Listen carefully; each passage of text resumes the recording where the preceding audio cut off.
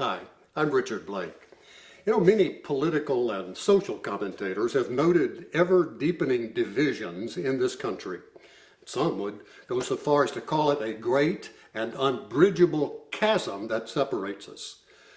Well, it's certainly true that these are days of crisis for this country. Stress cracks are evident in the social, political, financial, and spiritual arenas of our national life.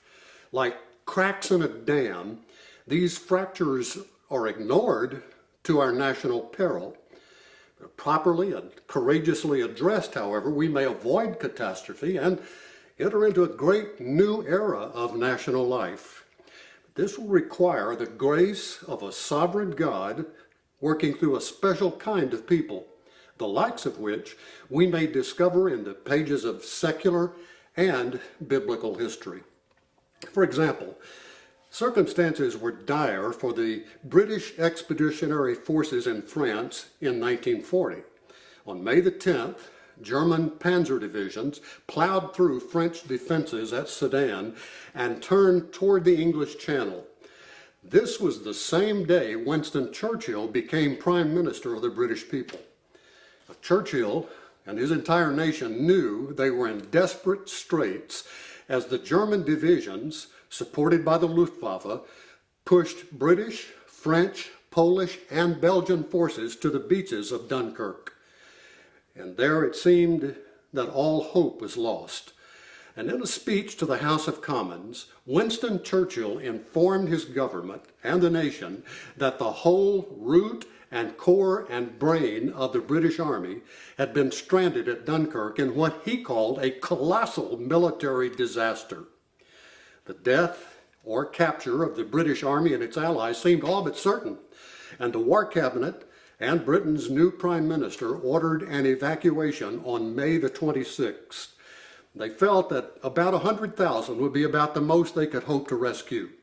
All their tanks and trucks and artillery and rifles would have to be abandoned. And in these dire circumstances, King George issued a call to pray for the troops. And the nation did. We now know that the German army suddenly halted for 3 days, giving the Allies time to organize a defensive perimeter and Britain time to send every available boat to evacuate the troops.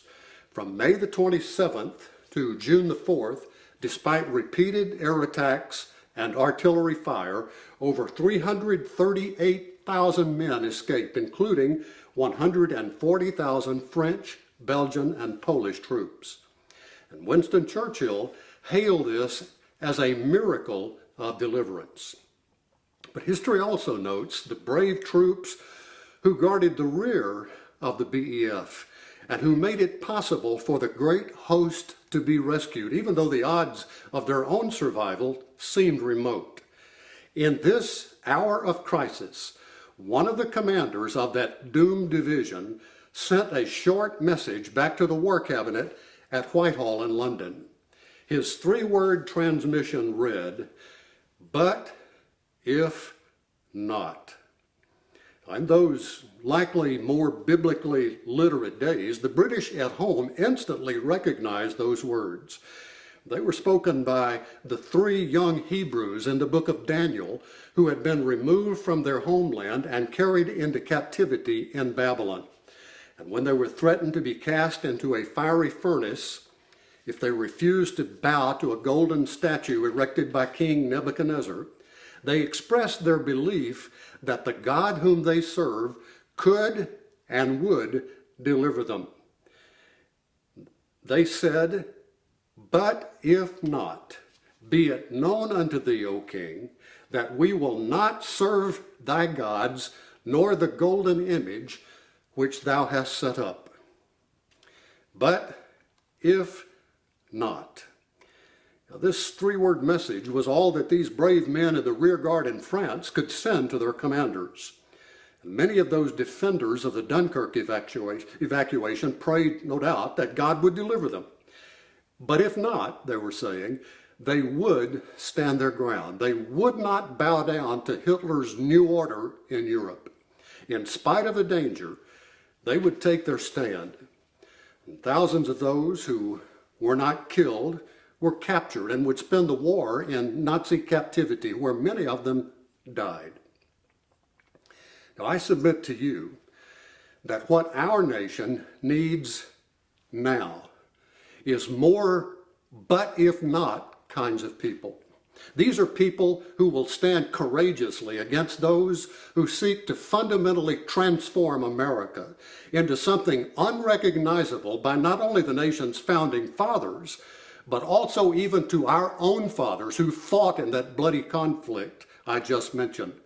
The second paragraph of the Declaration of Independence sets forth the principles upon which America is founded. It states, "We hold these truths to be self-evident, that all men are created equal, that they are endowed by their Creator with certain unalienable rights, and that among these are life, liberty, and the pursuit of happiness, that to secure these rights, governments are instituted among men, deriving their just powers from the consent of the governed." Today, there are voices shouting down the idea that there are any self-evident truths, or that there is a Creator who has endowed us with anything. They say that rights are only those things granted to us by the government, and that coercion may take the place of the consent of the governed. Those advocating these things know they can't bring about this fundamental transformation without crushing freedom of speech, freedom of assembly, freedom of association, and freedom of religion. And so it is there that they have focused their efforts. And they've been able to achieve many of their objectives because too many have remained silent. They've sat by passively because these issues don't seem to involve them personally. How very much needed today are but if not people, the kind of freedom lovers who founded this nation. Listen, the end of liberty equals the end of America. The stakes are that high. Will we stand by while growing numbers advance values that are born of a worldview antithetical to our founding and 245 years of history? Will we deny the hand of God in the affairs of this nation? Will we divorce ourselves from the principles of liberty and limited government that made us the freest and richest nation this world has ever seen? Now is not the time for passive silence. My wife and I lived for a time in Dahlem, a leafy suburb of Berlin, Germany. And on our morning walks, we would pass by a beautiful church that in the 1930s had as its pastor a prominent Lutheran named Martin Niemöller.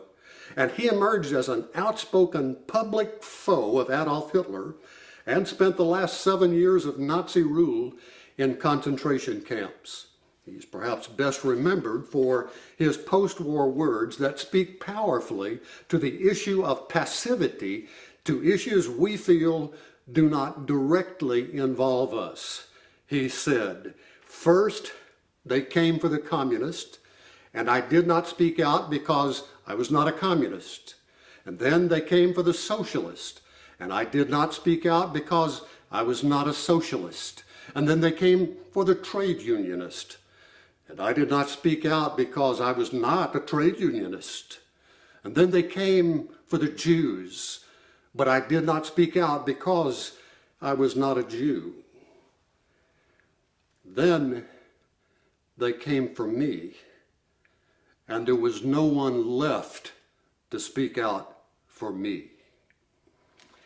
Will you speak out with your voice and your actions to preserve this as one nation under God? Will you take a stand against forces that threaten to tear apart the very fabric of our freedoms, against forces that would erase spiritual virtue and plunge us into a moral cesspool? Let us resolve to be but if not people, refusing to bow before the altar of political expedience or social acceptability. Yes, there are growing crises evident in our national life.